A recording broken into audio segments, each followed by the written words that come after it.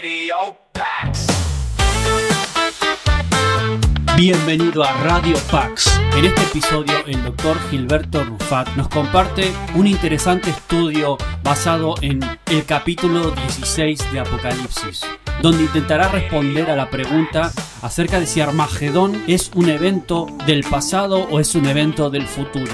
Pero para esto evidentemente hay que entender y estudiar todo el contexto, no solo del capítulo 16, también del 15 y del Apocalipsis en general. Así que te animo a que puedas escuchar los próximos minutos, pues esta es la segunda parte final. Bienvenido una vez más a Radio Pax.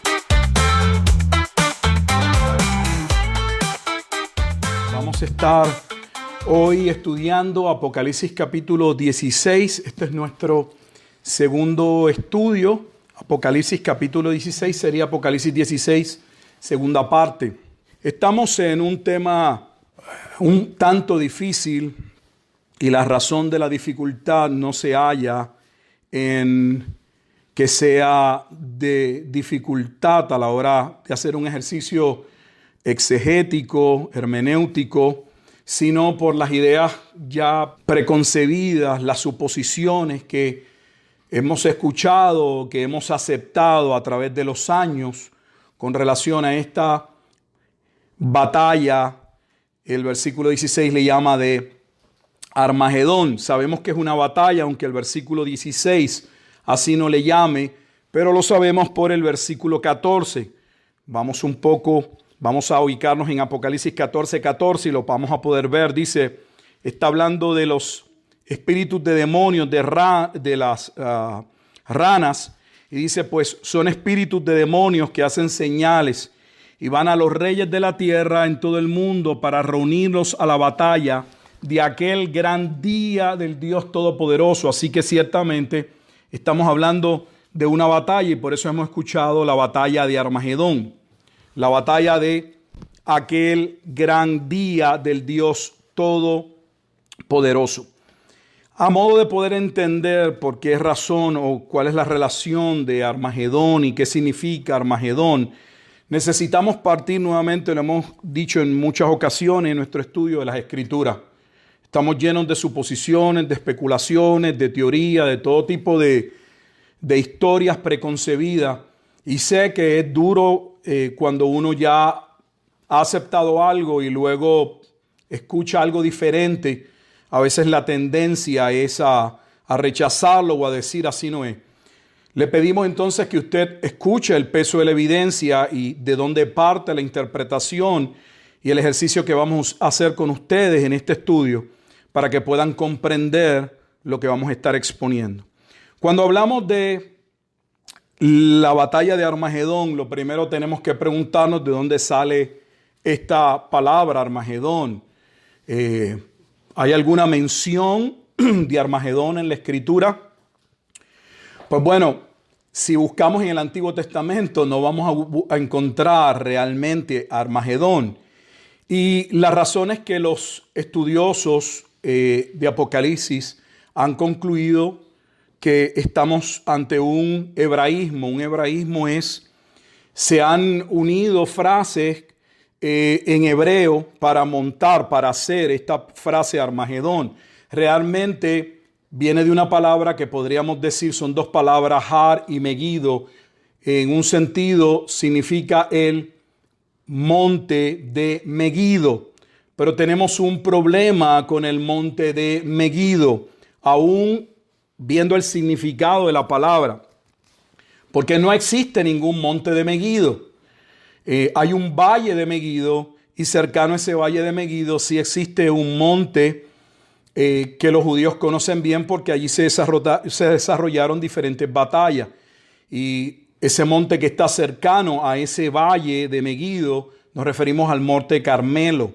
Ahora, ¿de dónde sale esta expresión de una gran batalla que ocurre en Armagedón si no encontramos literalmente, no existe un valle llamado con ese nombre Armagedón, sino nuevamente hay una construcción de la palabra Har, montaña, y Meguido, la montaña de Meguido, pero ya hemos dicho, sé que estoy repitiendo, que tampoco existe la montaña de Meguido.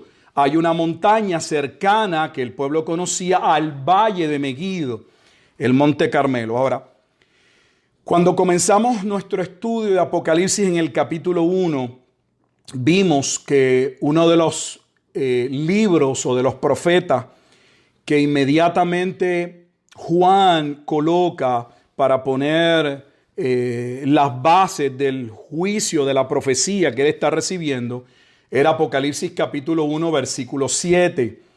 Y en ese capítulo 1, versículo 7, habían dos profetas unidos en ese mismo pasaje en Apocalipsis 1:7. Estaba Daniel, hablamos de Daniel porque aquel que viene en las nubes, que luego es identificado en Apocalipsis 1:13, es el Hijo del Hombre, es la venida del Hijo del Hombre. Apocalipsis 1:13. Pero también vimos que en Apocalipsis 1:7 se hace referencia cuando se habla del lamento, en el cual todas las tribus de la tierra harán lamentación. Dijimos en ese momento dado que esa lamentación proviene de Zacarías capítulo 12. Zacarías es un libro, un profeta importante también a modo de entender el libro de Apocalipsis. La razón es que tanto Zacarías como Daniel y otros profetas profetizaron ya el juicio que vendría sobre este pueblo de Judá. Cuando estamos aquí en Apocalipsis capítulo 16, versículo 16, usted verá que su Biblia no tiene que ser una Biblia de estudio, tiene una referencia a dos libros en el Antiguo Testamento históricos, y me refiero a Segunda de Crónicas y Segunda de Reyes. Y guardan relación con Apocalipsis 1:7. ¿Por qué? Porque en Apocalipsis 1:7 la referencia de base, y es la misma que se está haciendo aquí en un sentido, la alusión es a lo que ocurre nuevamente en Zacarías capítulo 12.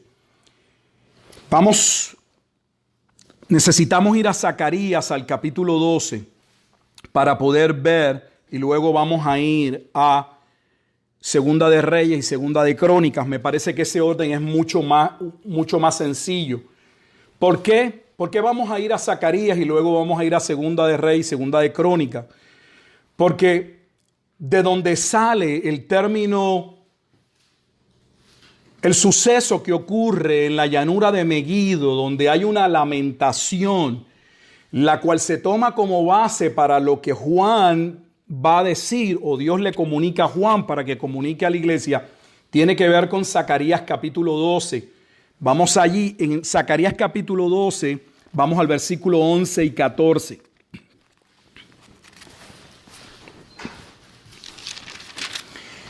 Y dice así Zacarías capítulo 12, versículos 11 al 14. En aquel día habrá gran llanto en Jerusalén, como el llanto de Adadrimón en el valle de Meguido. Así que aquí tenemos la referencia al llanto en Jerusalén que ocurrió. Hay algo que Zacarías pasó en la historia en el valle de Meguido.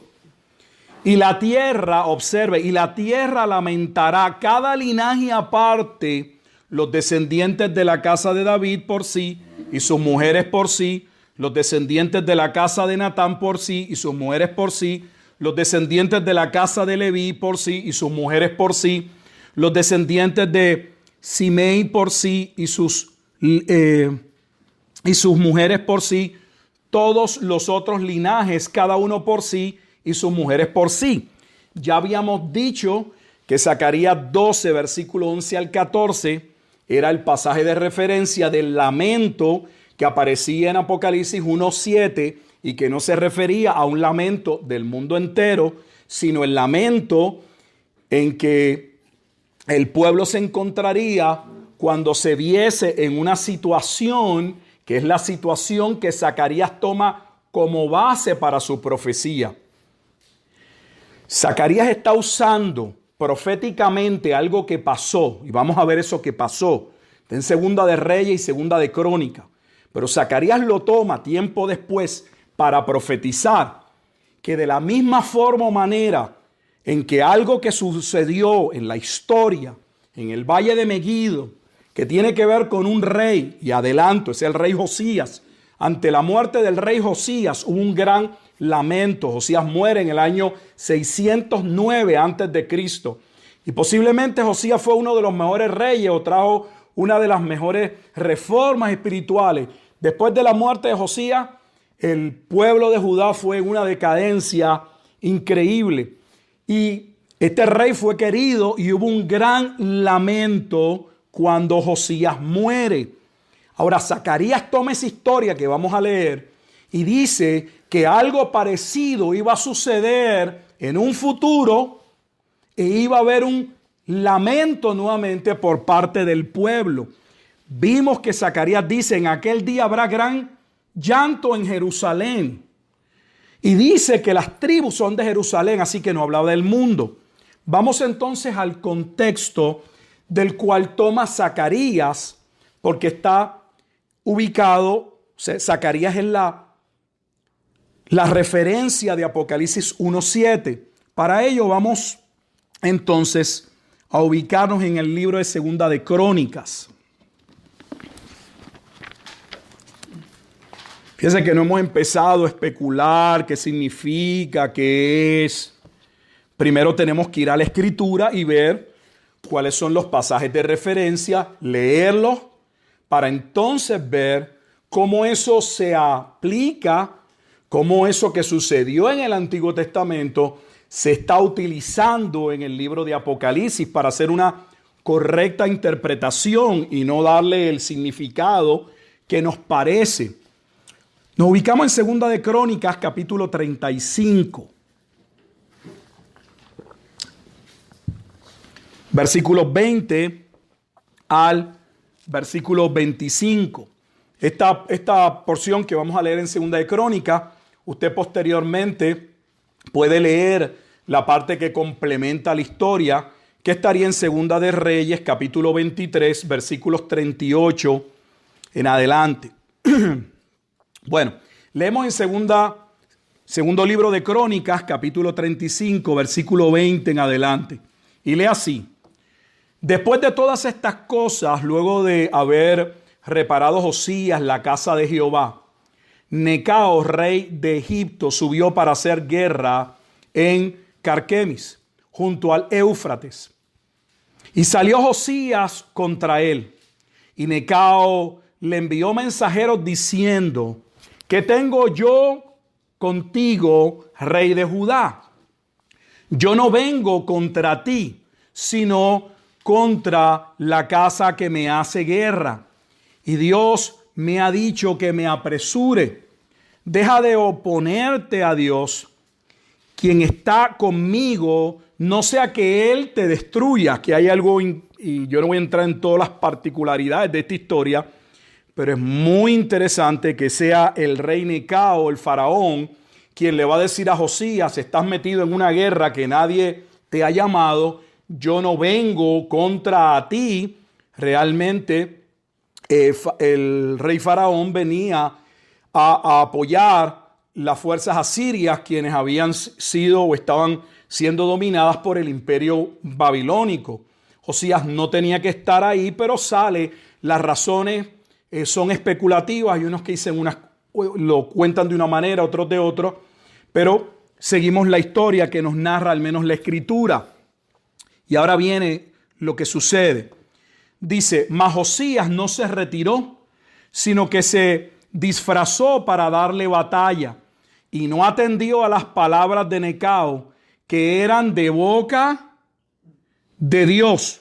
O sea, observe cómo la Escritura establece que lo que Necao le estaba diciendo a Josías, a pesar de ser un rey pagano de Egipto, era palabra de Dios.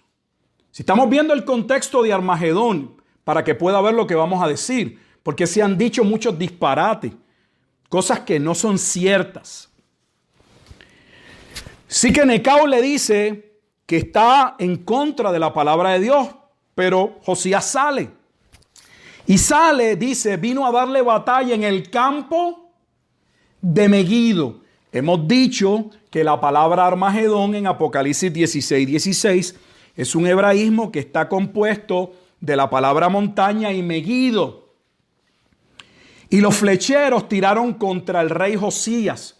Entonces dijo el rey a sus siervos: quitadme de aquí, porque estoy gravemente herido.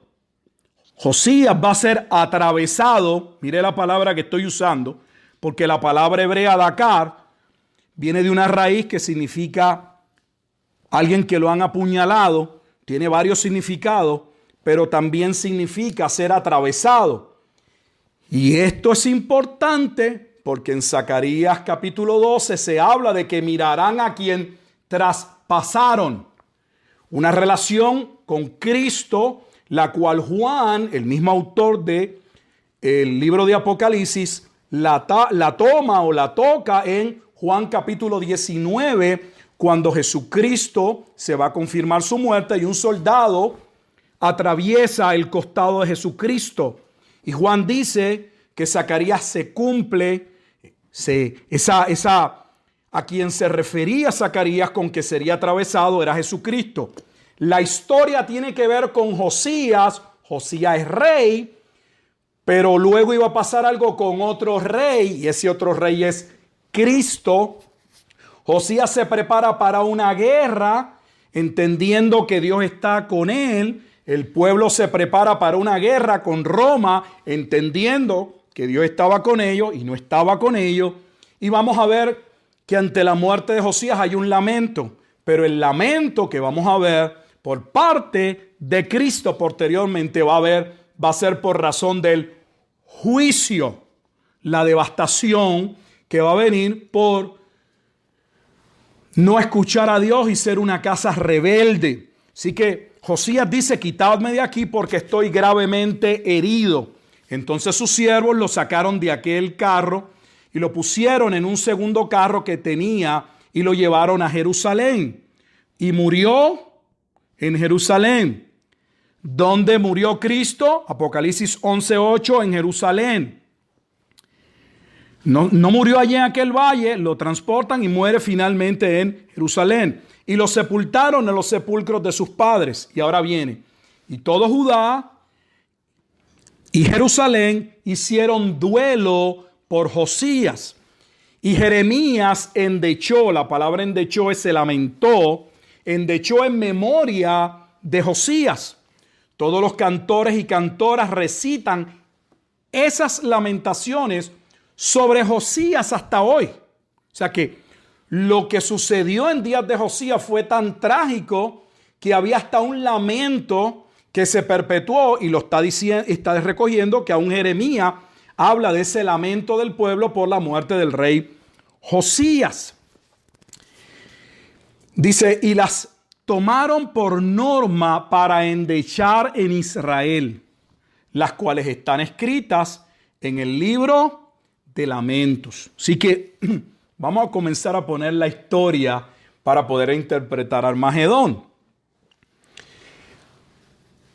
Nunca se dio ni se va a dar una batalla en Armagedón. Se está usando Armagedón. Hay una batalla, va a haber una guerra, judíos contra romanos, pero esa batalla no se va a dar en el valle de Armagedón.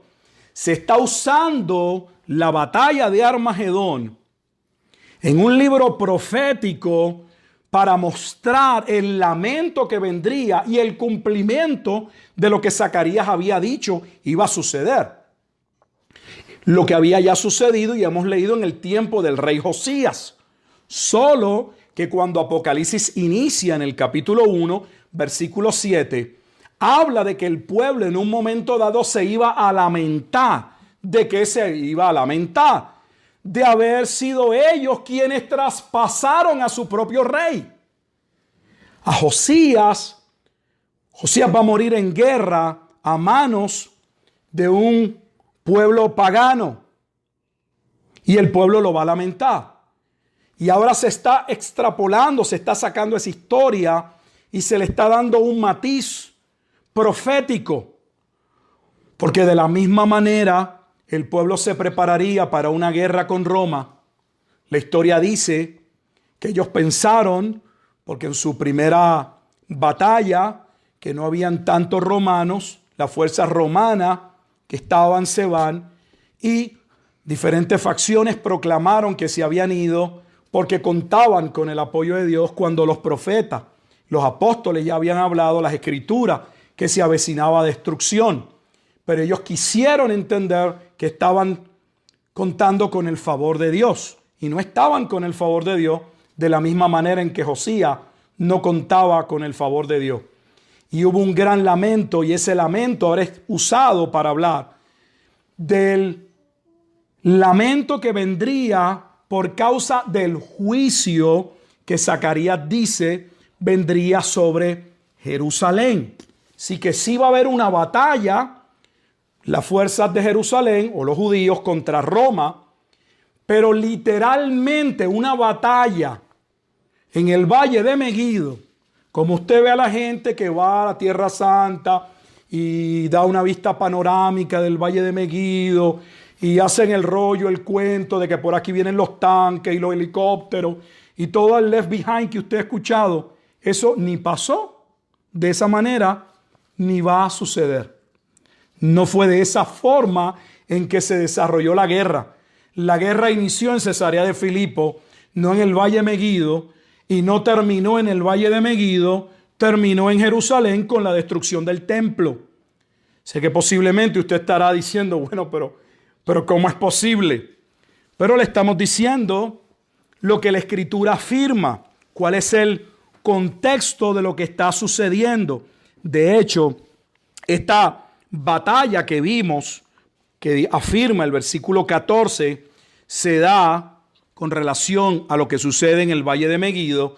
El versículo 15 dice: aquí vengo como ladrón, bienaventurado el que vela y guarda su ropa, para que no ande desnudo y vean su vergüenza. Si usted mira su Biblia, este pasaje es una referencia al sermón profético sobre el Monte de los Olivos, donde claramente, como se ve a través de todo el libro de Apocalipsis, se está haciendo referencia a eventos que estaban prontos a suceder. Versículo 1, Apocalipsis 1:1, Apocalipsis 1:3, porque el tiempo estaba cerca. Hay una historia detrás de dónde sale esta expresión, que también es una expresión muy judía para entenderla. Porque se dice que habían ciertos centinelas, y especialmente cuando el pueblo entraba en guerra, que eran colocados en diferentes lugares y tenían que estar velando. Pero tenían una persona que su único trabajo era recorrer por las murallas y ver que cada puesto donde había una o varias personas para contemplar y estar pendiente de la guerra estuviesen despiertos. Cuando esta persona estaba media dormida, no estaba necesariamente, le hacían una primera amonestación. Si el encargado de velar, porque cada uno de los que estaban en los puestos estaba dormido, entonces pasaba por la vergüenza, y es la vergüenza de que le desnudaban, algunos llaman que le azotaban, y quedaba en una posición totalmente desacreditado frente a los demás por no haber guardado su posición ante el eminente ataque de un pueblo vecino. En este caso serían las fuerzas romanas contra Roma, y de ahí se desprende esa expresión de que tendría vergüenza. Pero quien viene como ladrón es el Hijo del Hombre. Y vemos que en Mateo 24 se habla de estar listos, porque la venida del Hijo del Hombre sería en aquella generación. Mateo 24, versículo 34. Así que no existe, si usted busca la palabra Armagedón, no va a encontrar la palabra Armagedón en ningún otro sitio. ¿Por qué? Porque la palabra tiene que ver con lo que sucedió. Por eso le dije que hasta en nuestras Biblias, sin citar en este momento a Zacarías, aunque sí lo hace Apocalipsis 1:7, le ponen la historia detrás de Megido en la Escritura. Si existe un lamento y una historia que sucede en Megido, y es lo que se registra en Segunda de Reyes, capítulo 23 y Segunda de Crónicas, capítulo 35, con relación a la muerte del rey Josías en el año 609. Así que si usted estaba esperando la gran batalla de Armagedón, para empezar, no existe un lugar literal llamado la montaña de Armagedón, ni tan siquiera la montaña de Megido, está el valle de Megido, pero este evento ya ocurrió. Así que si está esperando este evento no va a suceder porque ya sucedió. Y no era un evento, aunque todo parece, nuevamente lo verá todo el mundo. Ya hemos hablado que la palabra aquí, mundo, esa no es su única traducción. Realmente no estamos hablando de la palabra cosmos, del mundo completo, sino lo verían los habitantes de la tierra. Y vimos que si el pasaje de base, Zacarías capítulo 12, quienes verían ese juicio sería la ciudad de Jerusalén, y quienes se lamentarían nuevamente serían las tribus de Jerusalén cuando llegase ese día. Creo que también puede ser muy importante hacer una distinción en este momento dado, que pocas veces uno escucha, y es que también se asocia la batalla de Armagedón con Gog y Magog. Y es muy común escuchar personas que entienden que Armagedón, y hemos dicho que es incorrecto, y la batalla de Gog y Magog son una misma batalla. Algunos dicen que Armagedón es el campo, el lugar donde sucede la batalla, lo cual no es correcto porque no existe ese lugar, existe el valle de Megido, ni tan siquiera literalmente lo puede usted ver de esa manera, pero les vamos a presentar al menos 4 razones dentro del propio libro de Apocalipsis, por lo cual son 2 eventos separados. Nuevamente Armagedón y la batalla de Gog y Magog que vemos en Apocalipsis 20 no es el mismo evento. Pero repito, hay algunos que dicen sí es el mismo evento. Armagedón es el valle en el que se da y Gog y Magog representan la confederación de aquellos países que ya ellos le han puesto nombre, muchos de ellos, yo no voy a repetir información que no es correcta. Así que para uno, Armagedón dice dónde es el lugar que se lleva a cabo la batalla, y Gog y Magog representan los pueblos que vienen a atacar la ciudad. ¿De dónde se crea parte de la confusión? Realmente hay 2 ciudades. Hay una ciudad claramente que es la ciudad que entra en batalla y que va a ser destruida, y lo vemos en el versículo 19. Y la gran ciudad fue dividida. Hay una gran ciudad. La gran ciudad que en Apocalipsis 11:8 ya identificamos, porque lo identifica Juan, que era la ciudad donde Cristo fue crucificado, donde aquel que ellos mataron, que ellos traspasaron, luego harían lamentación, es Jerusalén. Pero cuando usted ve la ciudad que aparece en el capítulo 20, no es la misma ciudad. Se le llama la ciudad amada. Para empezar, yo sé que lo que estoy diciendo es chocante para muchas personas. Estoy seguro que algunos pensarán, el pastor que está dando ese estudio no sabe ni lo que habla. Yo le garantizo que yo he hecho mi trabajo. Hay 2 ciudades totalmente diferentes. El escenario del capítulo 16, que claramente concluye en el 17 y 18 con la destrucción de la gran ramera, que en el capítulo 17 se nos dice en el último versículo que es la ciudad, que en el capítulo 18 los mercaderes de la tierra hacen lamentación. No es la misma ciudad de Apocalipsis 20. ¿Por qué no es la misma ciudad? Vaya conmigo a Apocalipsis 20. Y la razón es sencilla, solo es leer. Apocalipsis 29. Y subieron sobre la anchura de la tierra y rodearon el campamento de los santos. Los santos ya habían sido sacados. De eso se trata el capítulo 7, capítulo 14, que Dios protege a los suyos y los saca.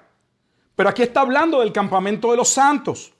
Y no se le llama la gran ciudad que espiritualmente es Sodoma o Egipto, o que en el capítulo 17 es la gran ramera, o en el capítulo 14 o 16 es Babilonia.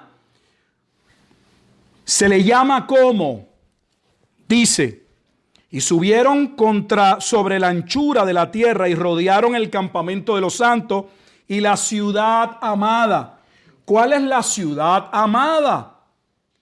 Tiene que ver con lo que sucede en Apocalipsis 19. Al final de la destrucción de la ciudad llamada Babilonia, de Jerusalén, se dan las bodas del Cordero en Apocalipsis capítulo 19, que para efectos de el esquema escatológico que le han vendido, las bodas del Cordero en Apocalipsis no suceden sino hasta la destrucción de la gran ciudad. Porque hay una ciudad que es destruida y hay una ciudad que formalmente es constituida. El nuevo pueblo de Dios, el pueblo del pacto. Un pueblo que parte de él está sobre la tierra. Son los santos los que han creído. Y parte de él desciende posteriormente en el capítulo 21.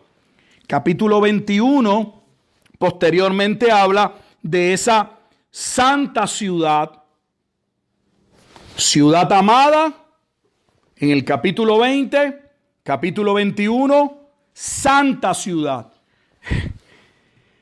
Uno no puede tener la santa ciudad y la ciudad que es ramera a la vez, por ley de lógica, sentido común. No tiene que ver ni con exégesis, ni con saber griego, ni hebreo. Tiene que ver con uno leer y darse cuenta de que uno no puede entrar en materia de contradicción. Son dos ciudades. Son las dos ciudades que Agustín habló, la ciudad de Dios, la iglesia, los santos, ese pueblo de Dios. Esas dos ciudades que habló, por poner un contexto atrás, Pablo en Gálatas capítulo 4, cuando habla de la Jerusalén física que produce hijos de ira y la Jerusalén celestial.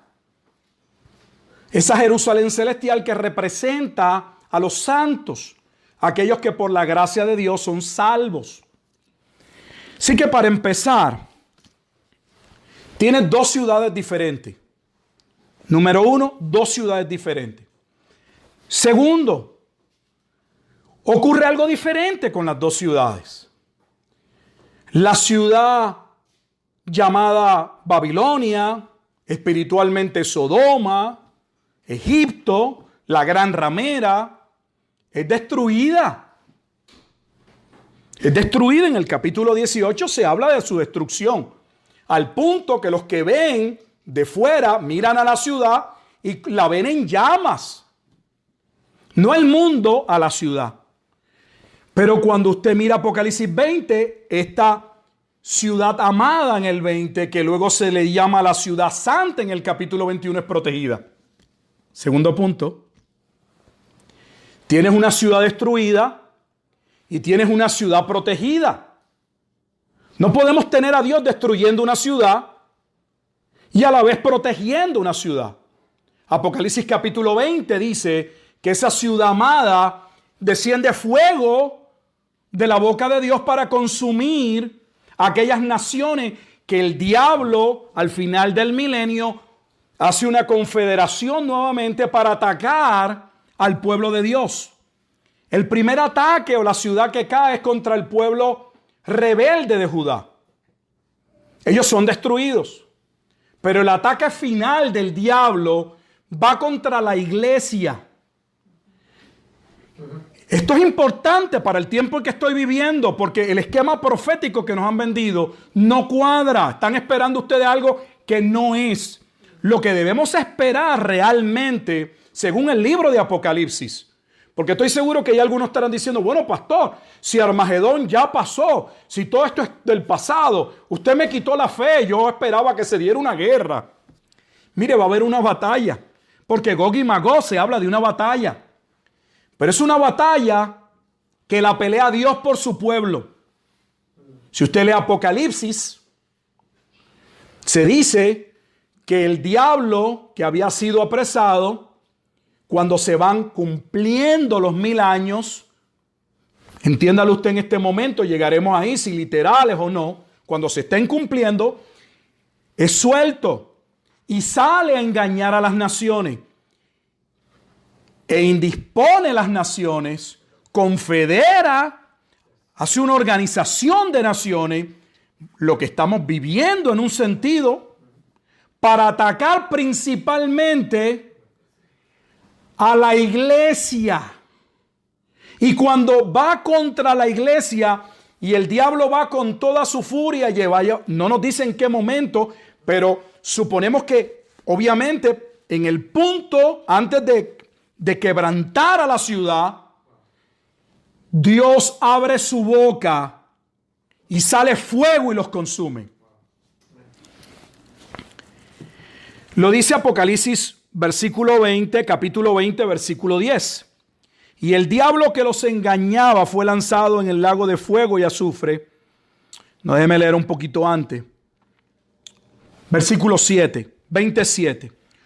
Cuando los 1000 años se cumplan, que es lo que estábamos hablando, Satanás será suelto de su prisión y saldrá a engañar a las naciones que están en los 4 ángulos de la tierra. Recuerda que los 4 ángulos de la tierra ya habíamos visto que representan el juicio de Dios que viene en un sentido por todos lados. En un momento dado contra Jerusalén y ahora contra la Jerusalén celestial, la esposa del Cordero, la amada, la novia, a fin de reunirlos para la batalla. ¿Ve?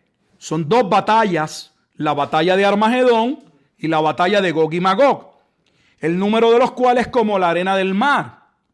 Y subieron, ya leímos el 9, subieron sobre la anchura de la tierra y rodearon el campamento de los santos y la ciudad amada, y de Dios descendió fuego del cielo y los consumió. Voy a leer el 10 porque el 10 nos da un punto importante. Y el diablo que los engañaba fue lanzado en el lago de fuego y azufre, donde estaban pasado, ¿quién? La bestia y el falso profeta. Tercer punto. En la primera batalla, en la batalla de Armagedón, participan la bestia y el falso profeta. En la batalla de Gog y Magog no participa la bestia y el falso profeta porque ya habían sido lanzados al lago de fuego. Mire, hermano, no le estamos hablando de especulaciones. Yo no me dedico a especular. Le estoy mostrando lo que la Escritura dice. Y son horrores el no ver lo que yo estoy presentando. Porque yo no estoy haciendo un ejercicio de griego ni nada complicado. Solo leyendo la Escritura y viendo que claramente se está haciendo una distinción. Cuando ocurre la primera batalla, la batalla de Armagedón, mire lo que sucede con la bestia y el falso profeta. Está en Apocalipsis 19:20. Apocalipsis 19:20. Y la bestia fue apresada, con ella el falso profeta que había hecho delante de ella las señales con las cuales había engañado a los que recibieron la marca de la bestia y habían adorado a su imagen. Estos 2 fueron lanzados vivos dentro de un lago de fuego que arde con azufre. ¿Cuándo fueron lanzados? Cuando se da el juicio contra la ciudad llamada grande, la gran ramera. Cuando concluye ese juicio, se dice que esos 2 son lanzados al lago de fuego. Cuando usted lee el capítulo 20, claramente se nos dice que la bestia y el falso profeta no participan en este momento dado de esa batalla. Pero todavía más. No sé si usted se ha percatado. Hay 1000 años entre las dos batallas.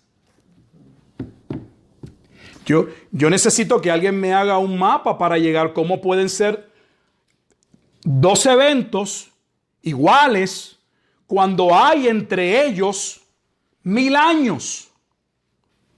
No completos, pero hay un periodo llamado milenio.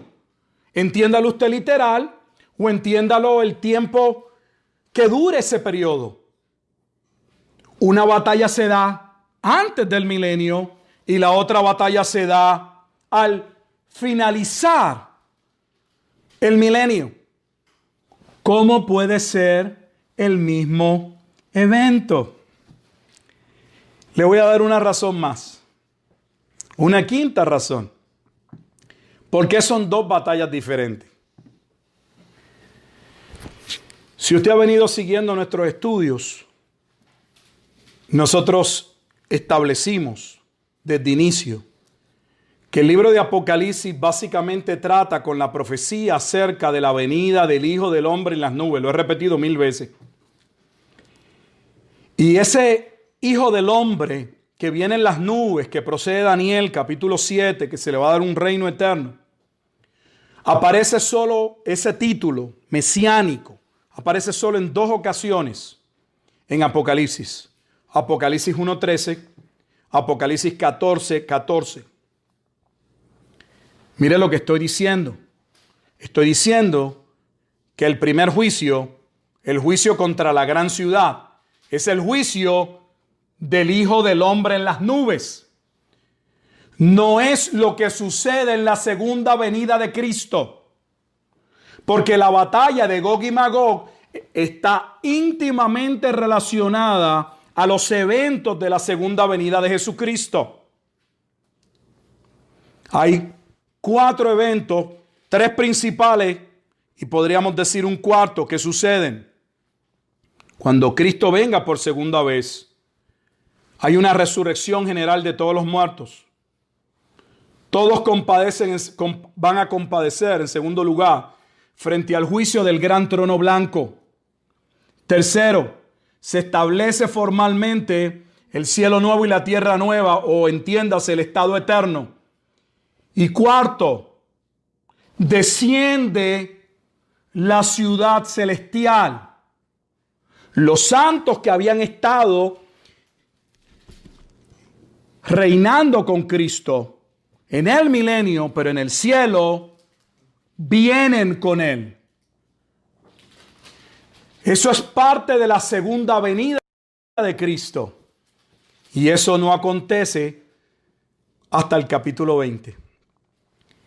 Yo me he pronunciado y le hemos indicado que Apocalipsis, desde el capítulo 1 hasta el capítulo 19, no completo, trata sobre el juicio de la venida del Hijo del Hombre en las nubes contra la gran ciudad de Jerusalén.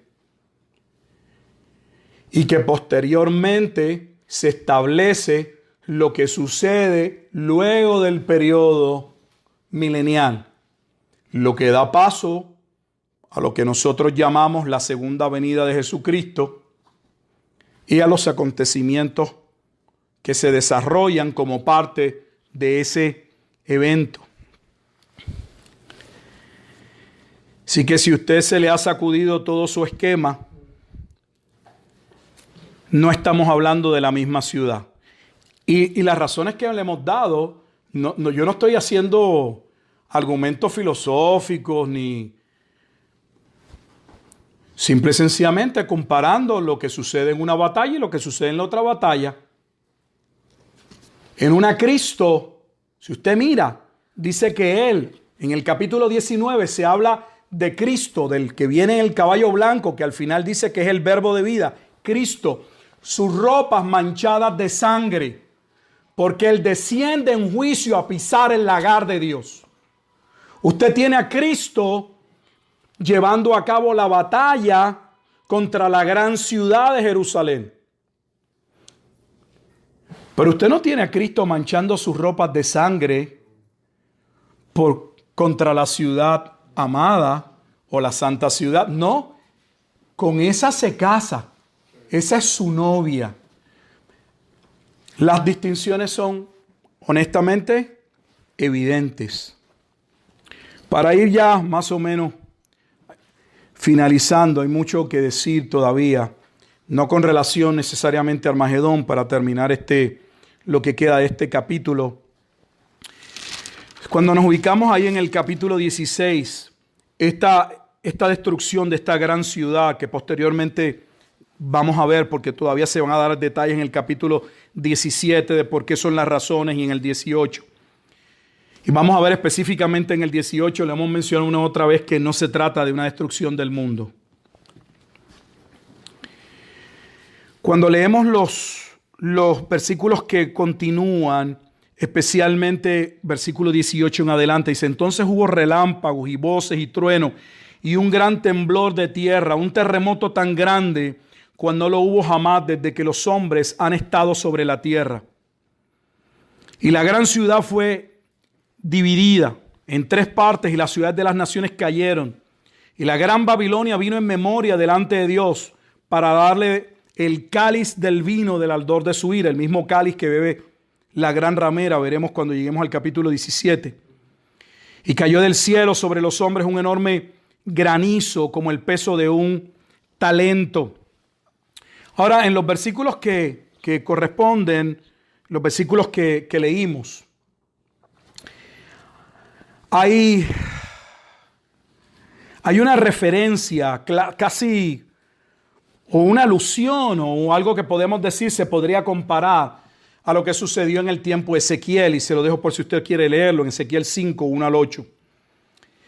Pero creemos que el terremoto del que está hablando aquí, ese gran terremoto, es una referencia al profeta Ageo. Y vamos a verlo, ¿por qué? Vamos al profeta Ageo y mire lo que Ageo profetizó.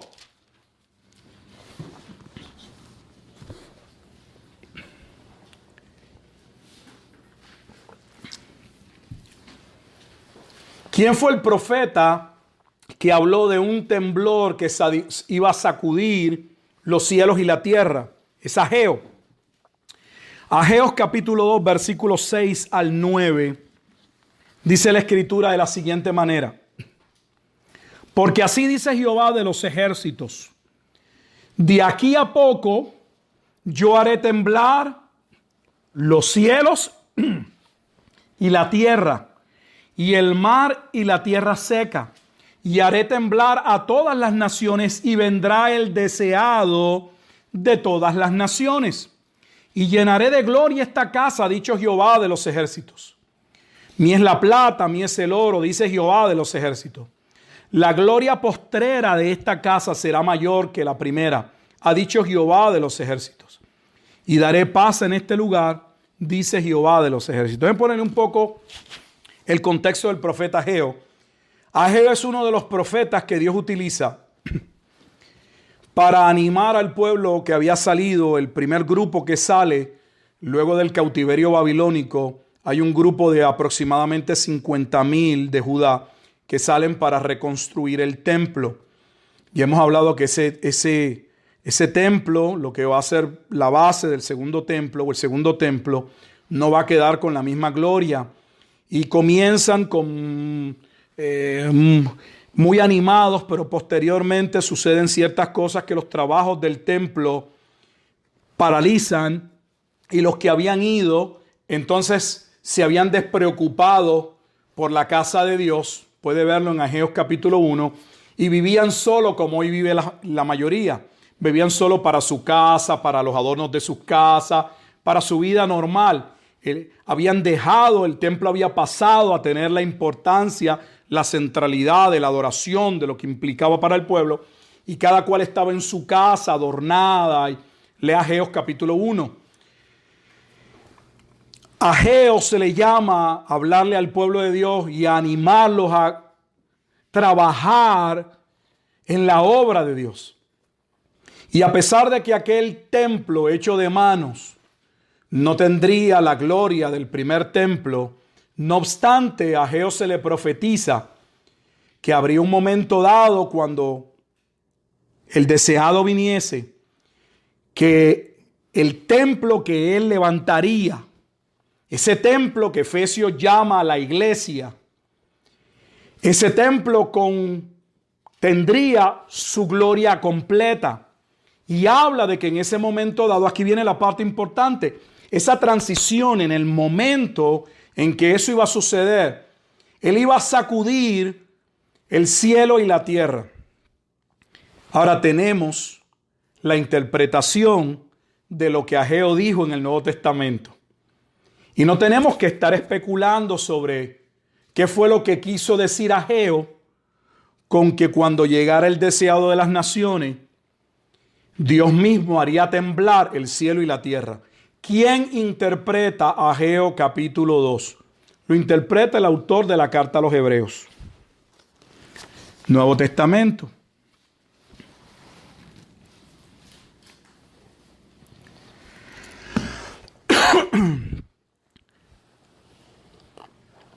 Y en Hebreos nos vamos a ubicar en el capítulo 12.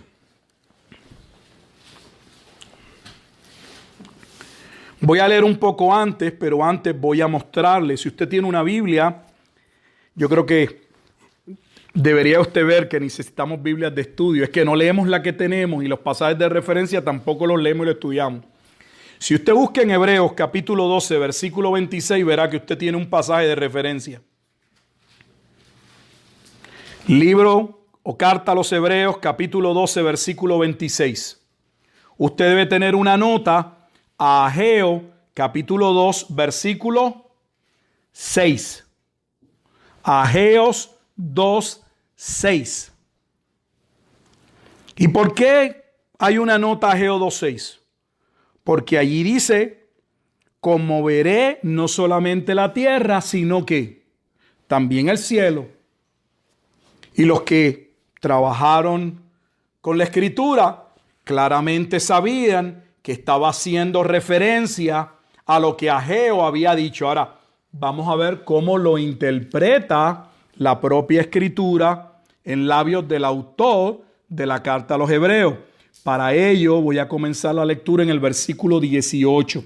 Solo llame a su atención al versículo 26 del capítulo 12 para que vea que está haciendo referencia a la profecía de Ageo. Versículo 18. Porque no os habéis acercado al monte que se podía palpar y que ardía en fuego, a la oscuridad, a las tinieblas y a la tempestad, al sonido de la trompeta y a la voz que hablaba, la cual los que la oyeron rogaron que no se les hablase más, porque no podían soportar lo que se le ordenaba. Si aún una bestia tocar el monte será apedreada o pasada con dardo. Y tan terrible era lo que se veía que Moisés dijo, estoy espantado y temblando, sino que os habéis acercado al monte de Sión, a la ciudad amada, a la ciudad santa, a la ciudad del Dios vivo, Jerusalén, Jerusalén, la celestial. No somos nosotros los que hacemos la división entre una Jerusalén física y una Jerusalén celestial. No solo lo hizo Pablo en Gálatas, lo hace el autor de Hebreos. Habla de dos Jerusalén. Una Jerusalén que pasa por juicio, una Jerusalén donde tiene hombres que no creen, que son rebeldes, que no oyen la voz de Dios. Y vamos a ver que estos hombres van a pasar por juicio. Y hay una Jerusalén celestial, no visible, no física, que representa a los que creen, que representa al pueblo de Dios, que en Efesios 5 es la amada, que en Apocalipsis 20 es la ciudad amada, que en Apocalipsis 21 es la ciudad santa. A la compañía de muchos millares de ángeles, a la congregación de los primogénitos que están inscritos en los cielos, a Dios el juez de todos, a los espíritus de los justos hechos perfectos, y a Jesús, el mediador del nuevo pacto. Porque esta ciudad se constituye sobre la base del nuevo pacto en Cristo. Hay un pacto que cierra, hay un pacto que debe cerrar con juicio. Levítico 26, Deuteronomio 28.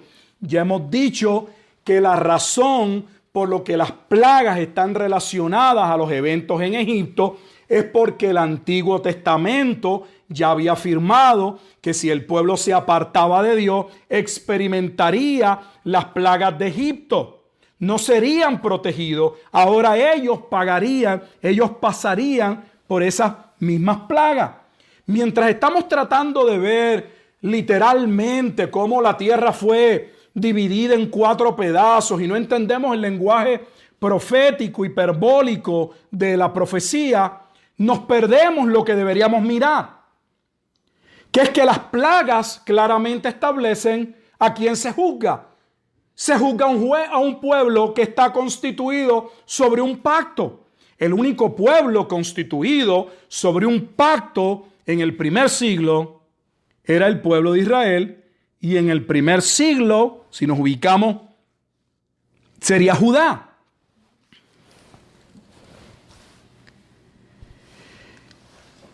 Dice el versículo 26, adelanto, la voz del cual conmovió entonces la tierra, pero ahora ha prometido diciendo, aún una vez, y conmoveré no solamente la tierra, sino el cielo.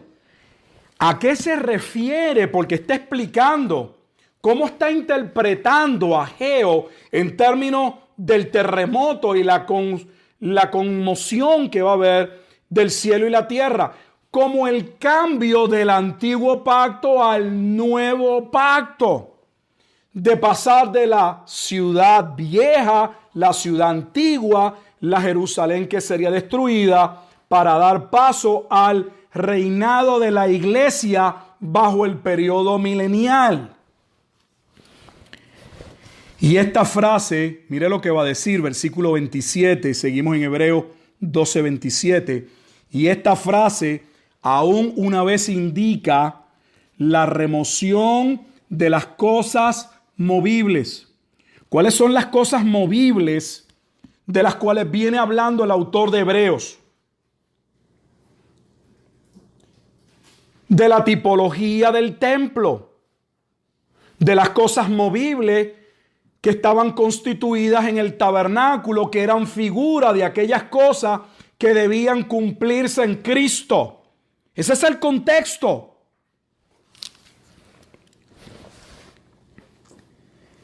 Dice, como cosas hechas para que queden las inconmovibles.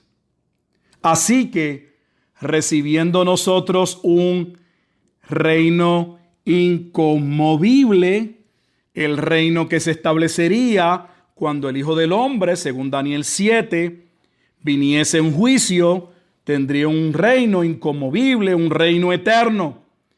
Tengamos gratitud mediante ella, sirvamos a Dios agradándole con temor y reverencia, porque nuestro Dios es fuego consumidor. O sea que el autor de Hebreos está viendo el juicio que vendría. Y esta es la última advertencia en Hebreos, de escapar del juicio que ya él ha advertido en el libro a los Hebreos. Para finalizar, la plaga de granizo, ya hemos visto de parte de las plagas había caído granizo. Pero encontré una nota mientras leía la historia de lo que ocurrió, y con esto terminamos, en el tiempo de la lucha judía con Roma, que me gustaría leerle. Está en las guerras de los judíos.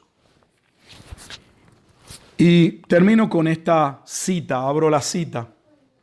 Josefo está contando y dice: mas con piedras y con saetas daban encima a los que trabajaban en hacer el monte, y saliendo también por algunas callejas peleaban con ellos. Cubríanse los que entendían en la obra como con unas mantas puestas contra el valle, y tenían todas las legiones unas máquinas y obras para su defensa muy maravillosas. Los ballesteros de la 10ª legión eran principalmente mayores y de mayor vehemencia y fuerza los ingenios también, con que echaban, ahora escuche, con que echaban las piedras con las cuales eran derribados no solo los que osaban salir al encuentro, pero aún también aquellos que estaban sobre el muro. Está hablando de la ciudad de Jerusalén, porque cada piedra pesaba un talento largamente. O sea, el propio Josefo, él no estaba allí para, obviamente, con algo para pesar las piedras, pero nos llama la atención que la propia historia cubra que especialmente la 10ª legión, que era una de las legiones más poderosas de Roma, tenían una artillería donde podían lanzar piedras tan enormes como del peso de un talento. Y eso quedó registrado en la historia para aquellos que puedan pensar que todo es una mera hipérbole. La destrucción de la gran ciudad no sería una exageración, está ubicada o expuesta de esa manera porque habría un gran lamento, pues la ciudad que debía haber sido luz a las naciones se había prostituido, y lo veremos en el capítulo 17. Judá no vio la advertencia que desde antaño Dios le dio cuando los asirios devastaron a las tribus del norte. No escucharon la voz de Dios. Y como Josías se avecinaron a una guerra, no en que su rey o alguno de sus príncipes o líderes moriría. Una guerra que era el producto de que ellos mismos habían dado muerte a su propio Mesías príncipe. Y que, como Daniel capítulo 9 registra en la profecía de las 70 semanas, ese mismo pueblo que utilizarían para darle muerte al Mesías príncipe, ese mismo imperio Dios lo utilizaría para devastar la ciudad de Jerusalén y culminar con la destrucción del templo. Lo cual el autor de Hebreos dice que debemos entender que su importancia no está solo en el juicio, sino en la transición del antiguo pacto al nuevo pacto.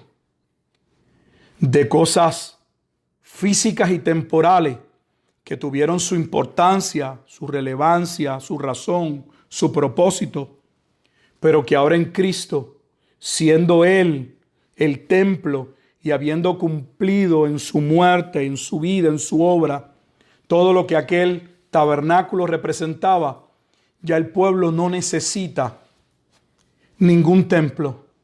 Por eso Habacuc pudo profetizar que la casa postrera, que no sería un tercer templo, que la casa postrera, la ciudad o la Jerusalén celestial, entiéndase los santos, los redimidos en Cristo, sería una ciudad, serían un templo con una mayor gloria, porque contarían no con la gloria de la majestad, de piedra, de adorno, de oro, de cortinas lujosas, sino con la gloria de Cristo. Dios nos ayude a poder continuar nuestros estudios en este libro, que ciertamente, si usted ha estado pendiente hoy, lo que estuvimos dando, gran parte de la complejidad del libro reside, si somos honestos, en nuestro pobre conocimiento de las Escrituras. En no buscar en las Escrituras la interpretación y en estar dando el oído a personas que posiblemente han hecho exactamente lo mismo, darle el oído a otro, y nos convertimos en repetidores de falsedades. Nuestra interpretación debe ajustarse a la Escritura, pues es la única forma o manera de que parta de una base objetiva. En el momento en que yo saco la Escritura y yo me convierto en la persona que le dé el significado, entonces ya no es objetiva, es subjetiva, es mi interpretación. Y por eso tenemos mi interpretación, su interpretación y miles de interpretaciones.